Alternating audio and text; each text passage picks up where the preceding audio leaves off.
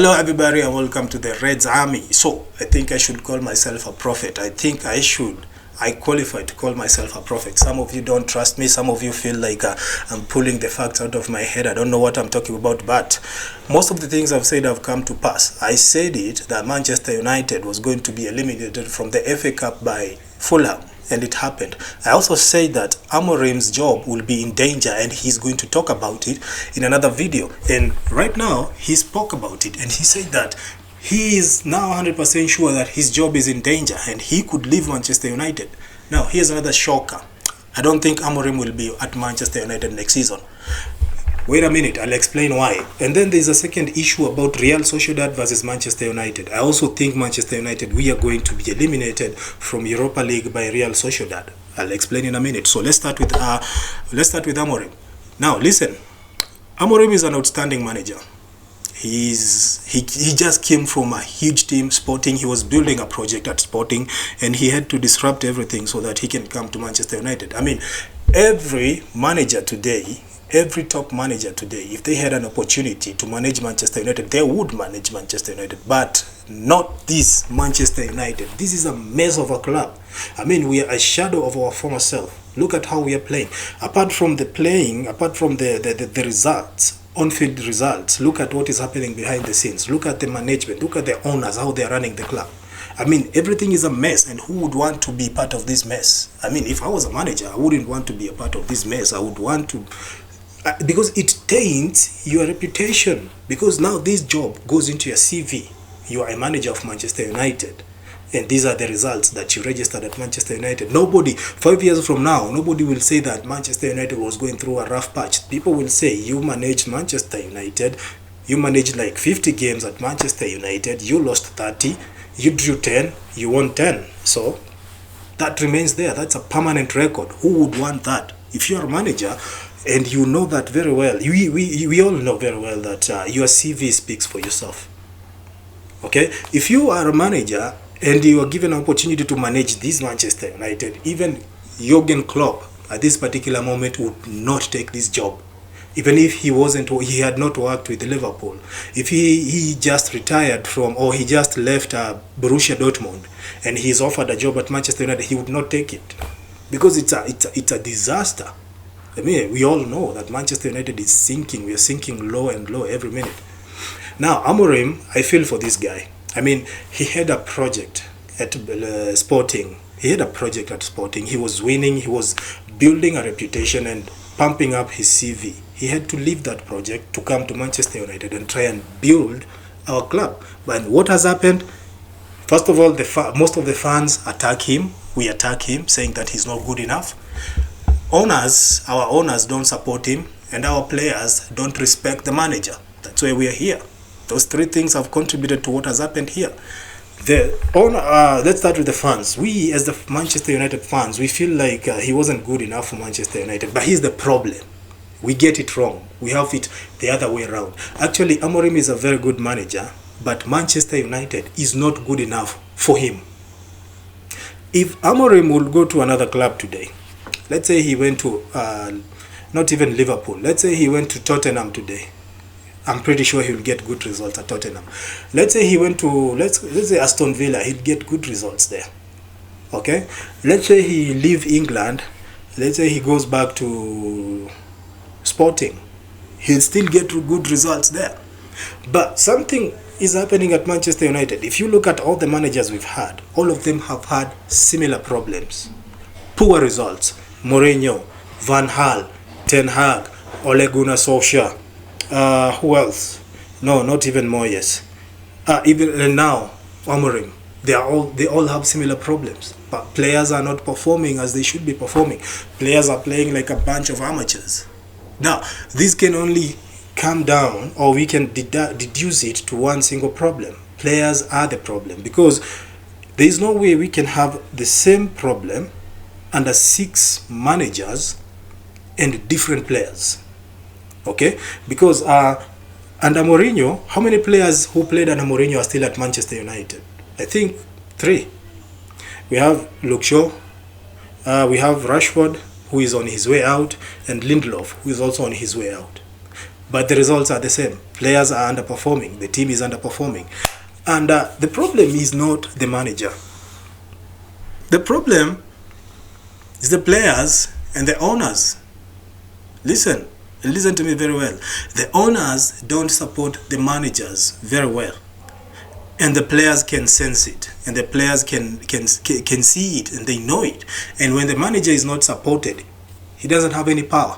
And the players just gang up on him, and they turn on him. Why? Because we have like 25 players in the dressing room, and the manager has his backroom staff only. We all know, as men, we know when the respect is gone, nobody listens to you. When the respect is gone, nobody listens to you. And that's exactly what's happening at Manchester United. These players don't respect Amorim at all. Look at what happened to Garnacho when he was substituted. Straight to the dressing room. Okay? Now, look at, if you have watched football for a very long time, and if you have better social skills, you can read between the lines.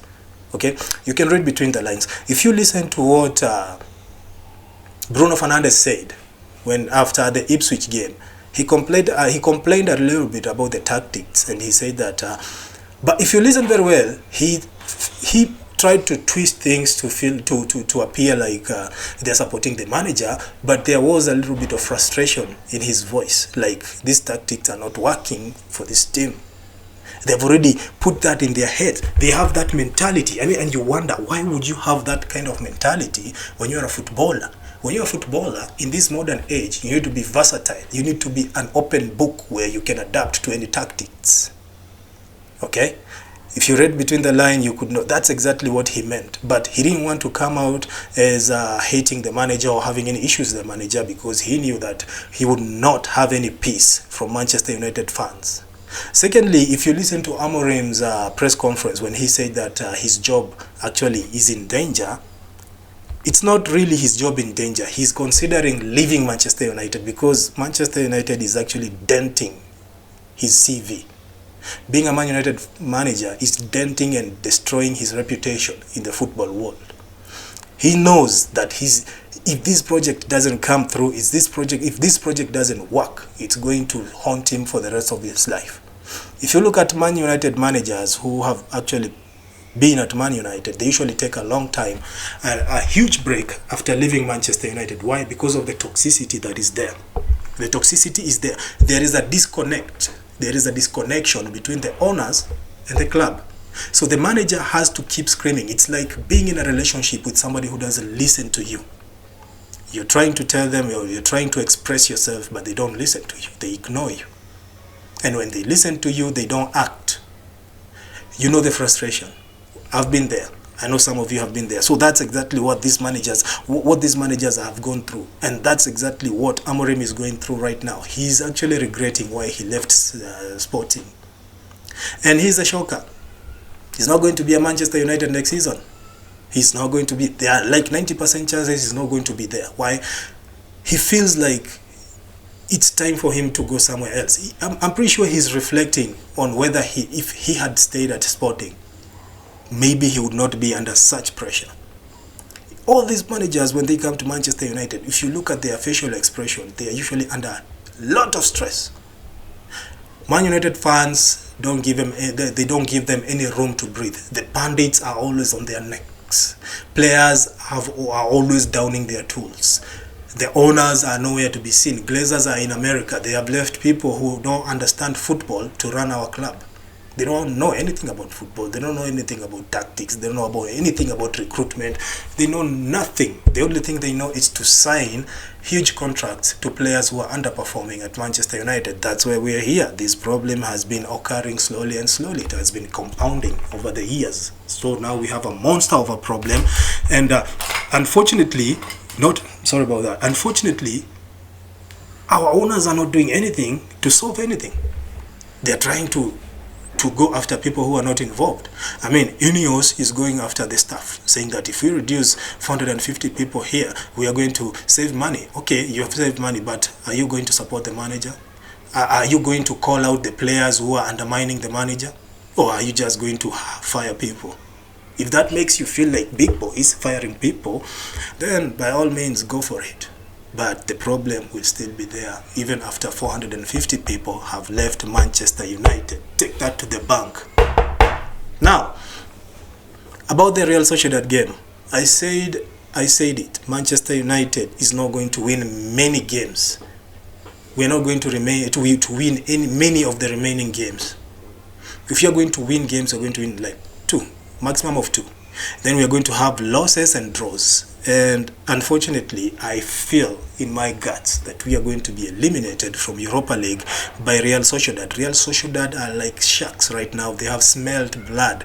They know that Manchester United is vulnerable. Manchester United players lack confidence, and we are disjointed. Okay? We don't even have, our striker is not even scoring goals. He's not a threat. So they will be relaxed. We are the ones who are under pressure. We are the underdogs in this fixture. Unfortunately, Manchester United is the underdog in a Europa League game. Now listen, in the first leg, if we are lucky enough, we are going to force a draw, 1-1 or 0-0 draw. But if we lose that game, we must not lose it by more than 1 goal. Second leg, we throw in everything and gamble and try and force at least. If we draw the first leg, we might try to win the game by 1-0. If we lose by 1 goal in the first leg, we must also try and win the game at least by 1-0 so that we can force extra time, because we'll be on aggregate, will be 1-1 on aggregate, so we can force a draw and try and squeeze an extra time, maybe try and gamble on penalties, but I don't think we will want to go on penalties after what happened with Fulham. Let me know your thoughts in the comment section. What do you think? Do you really think we are going to win this game, or are we going to be eliminated? And also, I would love to know your thoughts on Amorim. Do you think he's better off from Manchester United, or he should give it another chance? And if he gave it another chance, what do you think should happen for him to start getting results? Should we sell half the squad and bring in more players who can play to his style,